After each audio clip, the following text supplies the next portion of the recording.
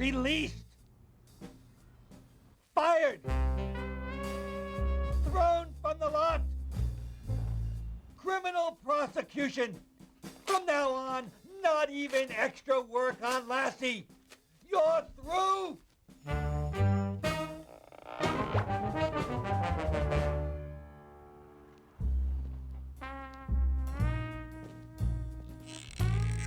Barkeep, same again. Top shelf this time. And make it neat. I'm fine. I'm fine. I don't live far.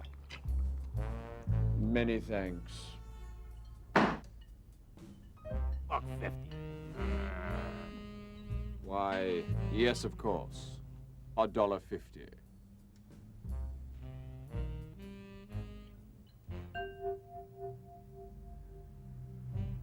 How unfortunate. I seem to have temporarily run short of funds. However, if you allow me to run a tab, I shall gladly pay you Tuesday for a bourbon. I said, give me $1.50. Release me, you brute! Have you any idea who you're manhandling? Yeah, who's a coyote? I am not just any ordinary Southern California desert coyote, and I assure you my credit is good. Hey, Percy. Leave him be. That's the guy from the cartoon. Why, yes. Yes, I am. I got this round, Percy. Huh? Thank you, madam.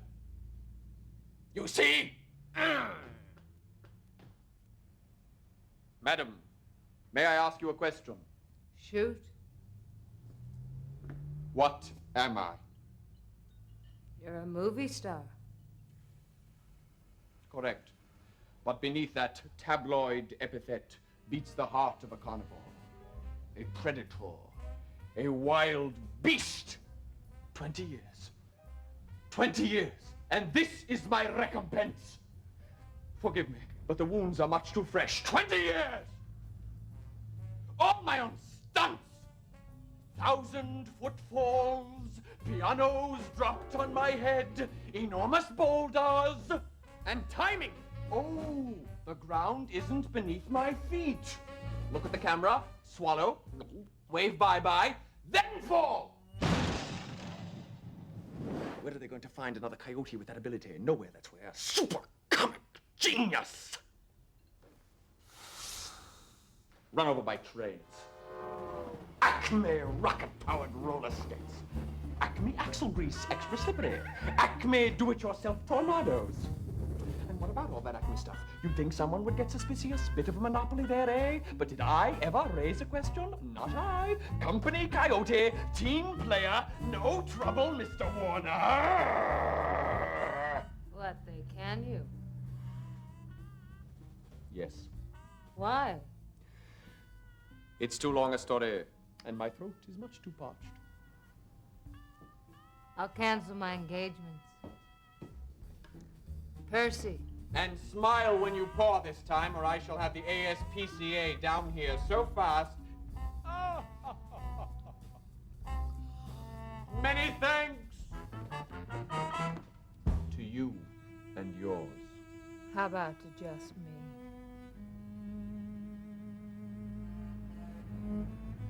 You enchant me.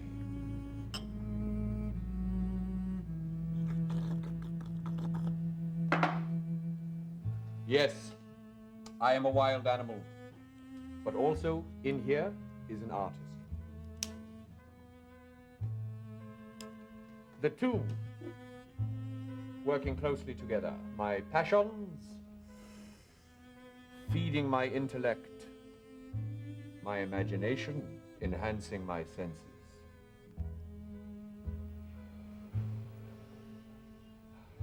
Yet lately I'd begun to feel no joy in my work, due quite naturally to the repetitive, oversimplified plots I am subjected to, and the constant pandering to mindless television audiences. I felt I needed something to jolt me from my doldrums.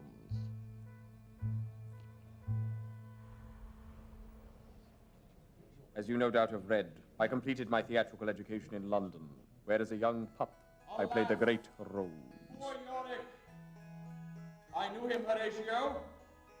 a fellow of infinite jest, most excellent fancy. How oft would he look at dinner?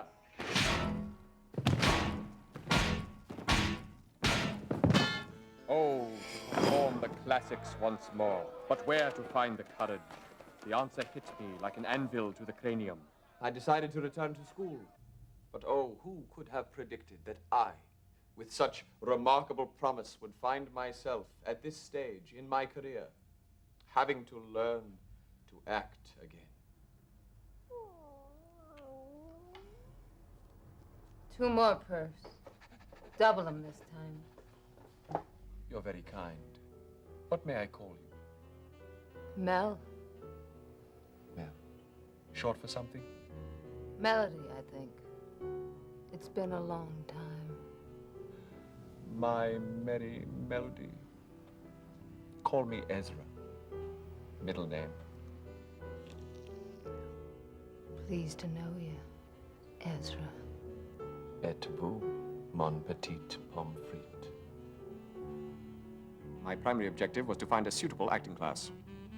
Suddenly, I recalled my early years in Hollywood and the many hours spent with Jimmy, Marilyn, and Brando. How they would rhapsodize over their mentor, Mr. Lee Strasberg, and his acting method. Truth, there was no meat. There was no sincerity. You know what I mean? Do you know? Oh, thanks, Jimmy. Thanks so much. How's that spider running? Good. So, Arizona, I've always wanted to work there. What was that like? Oh, I found the atmosphere very healthful. Drink up. Oh, That's okay.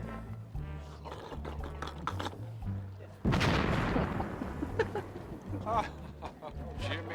Though I never had 2 more devoted friends, I remained skeptical of their sloppy, mumbling technique. But really, I always admired Marlon's work, and I was desperate to try something. So yesterday, last night, I had my first class. As I stepped out onto the stage, knees trembling, the teacher, a pretty young disciple of Mr. Strasberg, asked me, What are you?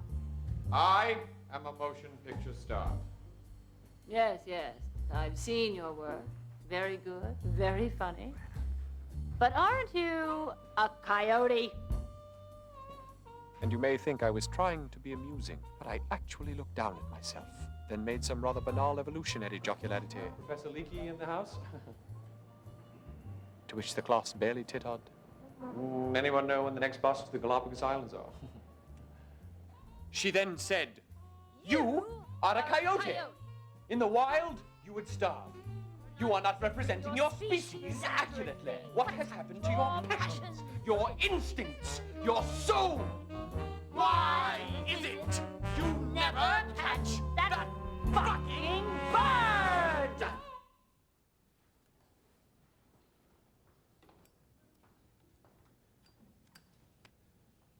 This stopped me.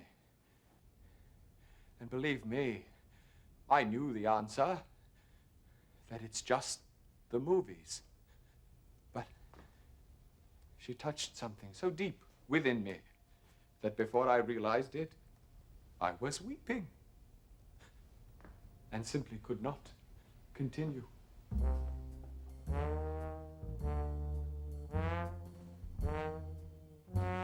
I sat back down to compose myself, blew my nose, observed the rest of class, and growled softly.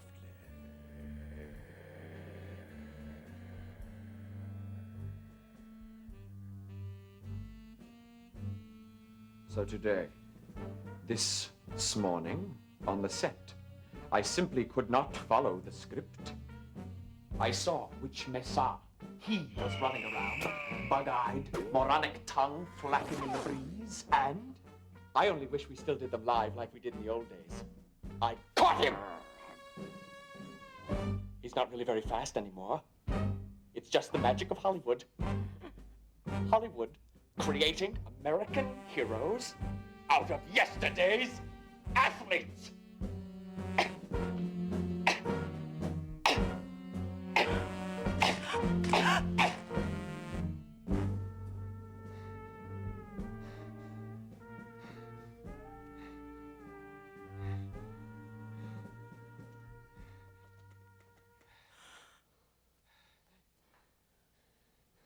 Now, I shall be returning to the desert to run on all fours again.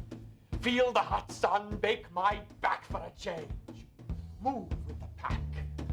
Huddle warm with my compadres against the evening chill. And on some silhouetted night, climb a solitary peak and bay and howl at the moon.